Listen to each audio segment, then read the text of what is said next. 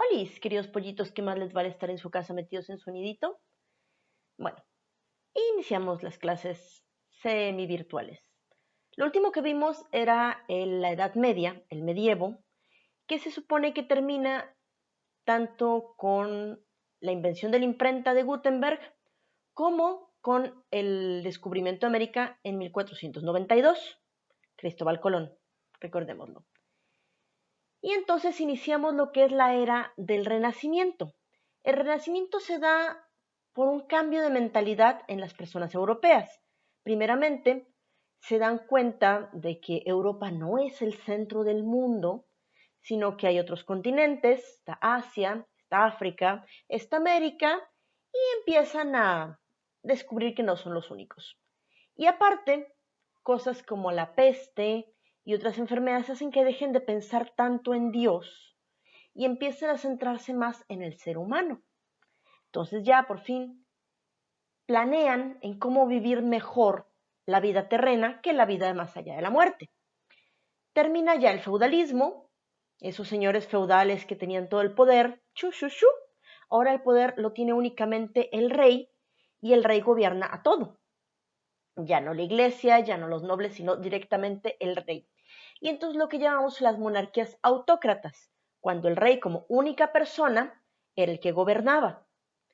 La burguesía también empieza a tomar importancia. Los burgueses eran aquellos que tenían dinero, pero no tenían sangre noble, sino que eran comerciantes, empresarios que tenían el suficiente dinero como para prestarle al rey y que el rey terminara debiéndolos. Y también eran personas que ya habían estudiado, que tenían conocimiento, médicos, abogados, contadores, y entonces los reyes les pedían que trabajaran para ellos y que fueran sus primeros ministros, sus encargados de Hacienda y cosas así. También descubren América, se dan cuenta que, oh, mira, hay más gente. Vaya. Y de América empieza a llegar bastante dinero, llega el oro, llegan los esclavos, llegan productos nuevos y sobre todo España empieza a tener un auge económico. Ya habíamos hablado de Gutenberg, que inventa la imprenta en 1450 y aparte la iglesia recibe un duro golpe cuando... Ay, ¿cómo se llama? Ay, ay, ay, ay, ay, ay, ay, ay, ay, ay, ay. Bueno, el caso es que Lutero, Martín Lutero, ya me acordé, Martín Lutero empieza a negar el poder del Papa. Dice, ok, sí, ahí está Dios, todos tenemos que rezarle a Dios, pero ¿por qué tenemos que hacerle caso al viejito que está en Roma? Y esa es lo que llamamos la ruptura de la hegemonía católica y empiezan los protestantes, aquellos que dicen, sí, creemos en Dios, pero no creemos en el Papa. Creemos en Dios, pero no creemos en los santos. Y se empiezan a crear varias iglesias diferentes. Tenemos la iglesia anglicana de Inglaterra, que se da porque Enrique VIII quería divorciarse de su esposa y el Papa le dijo que no, entonces dijo, ¿cómo de que no? Entonces hago mi propia iglesia. E hizo su propia iglesia. Luego los alemanes también hicieron su propia iglesia. Así van ocurriendo varias más. Entonces ya Dios no tiene todo el poder se empieza a ir para allá y la gente piensa más en las personas que en la iglesia. Entonces empieza el renacimiento, cuando renacen las artes, renacen la ciencia, renace el humanismo. El renacimiento, queridos pollitos, se da prácticamente en todas las áreas del conocimiento. Se da en la literatura, se da en la pintura, se da en la escultura, se da en la ciencia, se da en todo, todo, todo, todo, todo, todo. El ser humano deja de rezar, de pensar en Dios y empieza a investigar. Trata de ver cómo funciona el mundo, cómo pueden hacer las cosas. Y bueno, se termina la Edad Media, el medievo, el oscurantismo y empieza todo una nueva manera de ver el mundo. Y otra de las cosas que les da por el Renacimiento es retomar elementos de la cultura clásica, por aquí y por allá alguno que otro que les gustaba.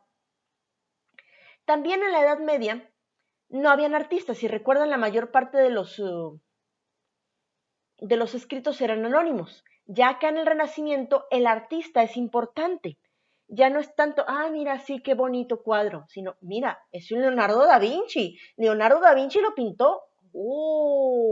Entonces ya importa el autor, no tanto la obra, aunque también la obra es importante, claro está. Los hombres del Renacimiento no eran solamente conocedores de una sola cosa, no eran solamente pintores, no eran solamente escultores, sino que les daba por querer saber de todo, todo, todo, todo, todo, todo, todo, todo. Eran escultores, arquitectos, de todo, todo, todo. La pintura y todas las artes se centran ya más en el hombre, en el ser humano. Ya dejan de pintar tanto santo y empiezan a pintar gente normal. Bueno, ni tan normal porque podían pagar que alguien los pintara. Por cierto, ya vuelven los desnudos. Aquellos que habíamos visto en la época grecorromana, de los griegos y los romanos, que en la Edad Media la iglesia había dicho, no, no, no, no, no, desnudos no, pecado. Ahora que ya vuelven para decir, oh, mira, qué perfecto es el cuerpo del ser humano. Entre los grandes pintores y escultores tenemos a Leonardo da Vinci, a Miguel Ángelo, a Rafael, a Botticelli, etcétera, etcétera, etcétera.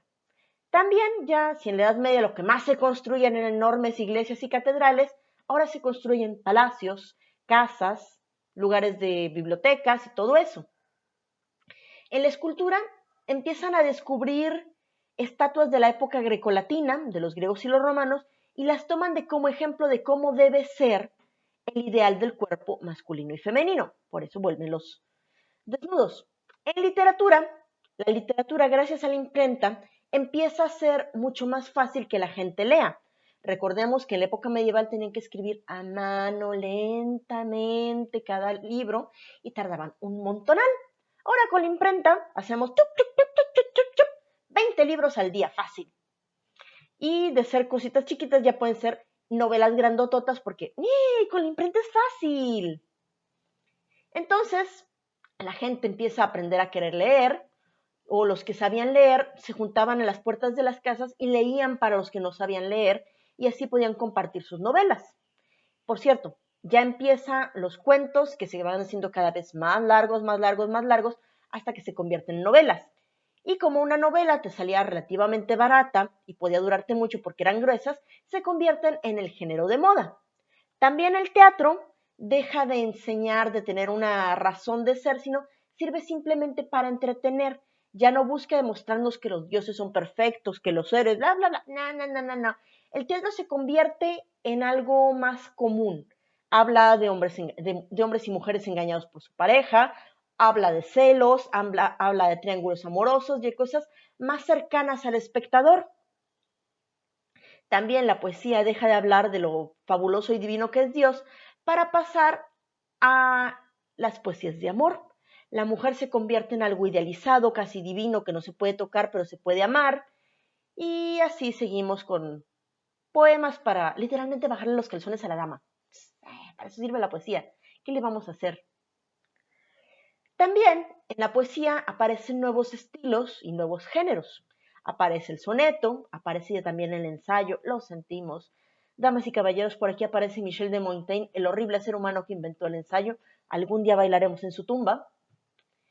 Y también, como ya no hablan de los santos, empiezan a hablar de lo que hace el hombre, hablan de mitología, hablan de todo, de todo, todo, ya no solamente de los santos y Dios.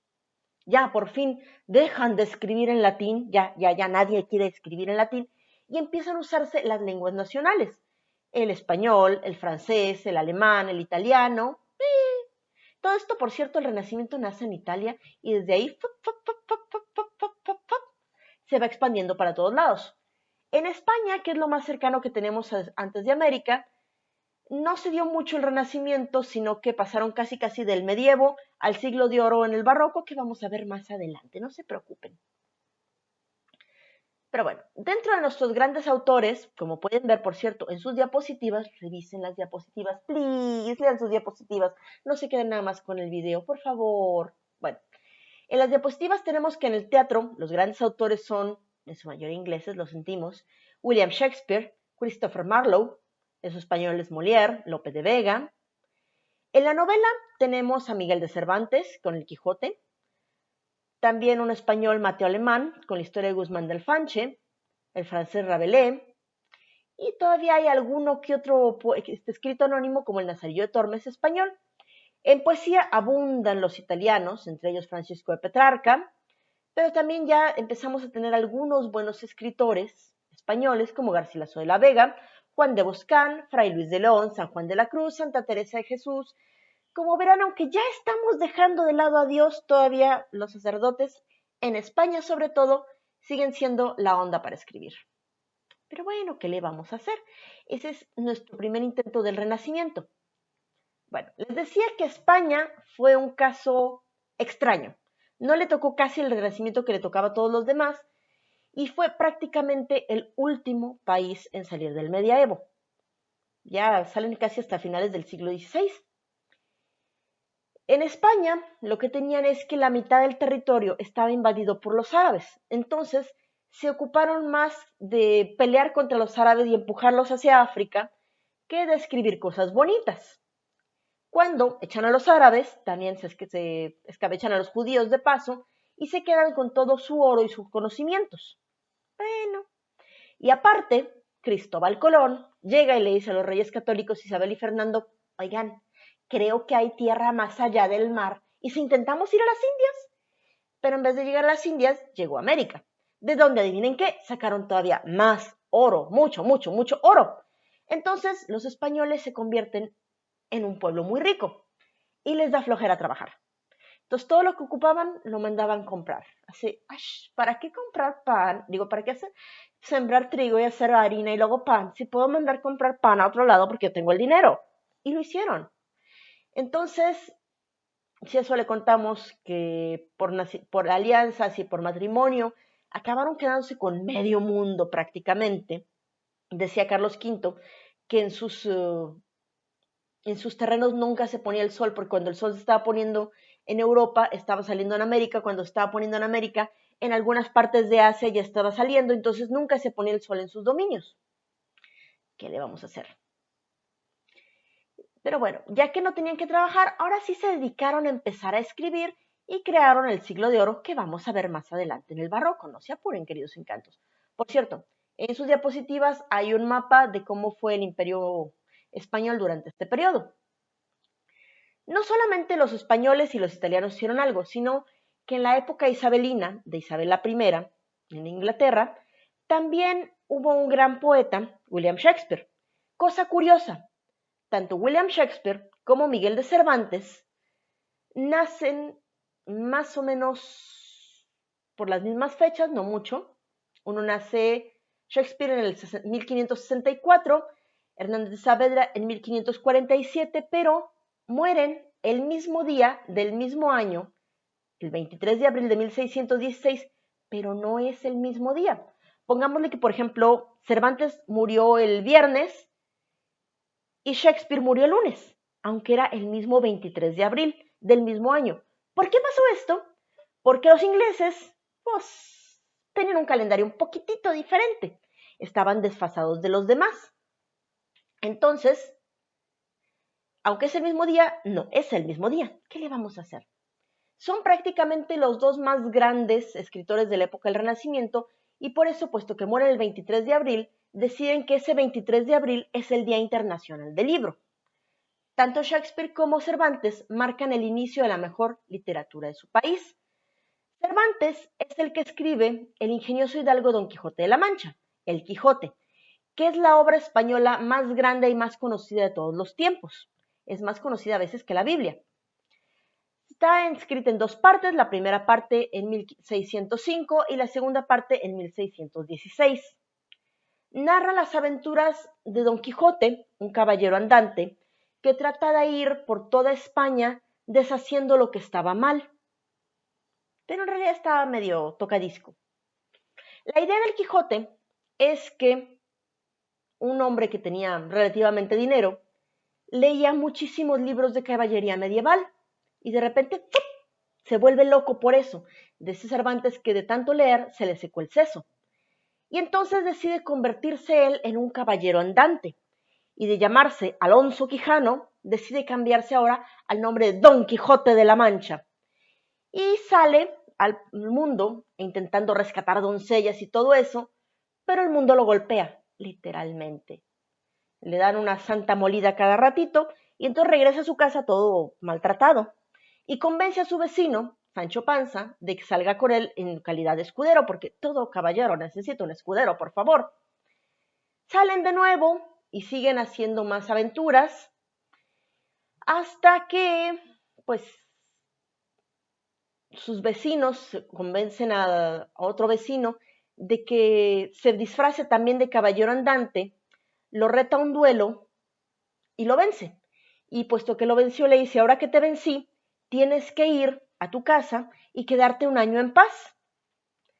Don Alonso Quijano, que ya no es el Quijote, regresa a su hogar y ahora está tan deprimido que ya no puede ser Don Quijote y esa depresión pues lo mata y se muere. Y ese es más o menos el argumento del Quijote. Insisto, pueden verlo en sus diapositivas. Con el Quijote termina más o menos el Renacimiento español y empieza el Siglo de Oro, que en su mayor parte es barroco, que vamos a ver en el siguiente video. Nos vemos, pollitos, manténganse a salvo, no abracen a la gente, no besen a la gente, sean lindos, quédense en su casa, si no pueden quedarse en su casa, amárrense a la cama, en serio, no salgan, pollitos. Bye, nos vemos en el siguiente.